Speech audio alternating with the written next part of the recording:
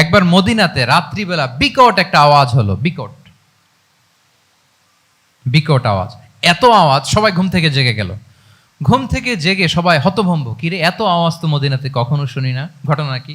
কেউ ঘোড়া নিয়ে, কেউ উট নিয়ে, কেউ খচ্চর নিয়ে, কেউ এমনি খালি পায়ে ছুটতে আরম্ভ করলো আওয়াজের দিকে, দেখি যাই কোথায় কি হলো।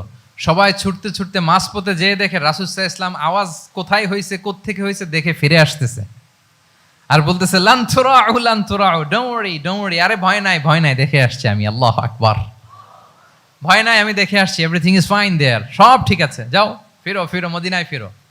সবাই ভয় পেয়ে ঘোড়া টোরা ওট হাঁকিয়ে ছুটতে আরম্ভ করছে। অনেক দূর যাওয়ার পরে দেখে রাসূল সাল্লাল্লাহু আলাইহি ওয়াসাল্লাম আবু তালহা রাদিয়াল্লাহু তাআলা আনহুর একটা খুবই ক্ষিপ্ত ঘোড়া নিয়ে উনি দেখে ভিজিট করে ফিরে আসতেছেন। সুবহানাল্লাহ। তাইলে বিপদ ঘটলে নেতা থাকতে হবে কই, সামনে না পেছনে? আমাদের নেতারা থাকে কই? নাকি পেছনেও খুঁজে পাওয়া যায় না? It's a big crisis.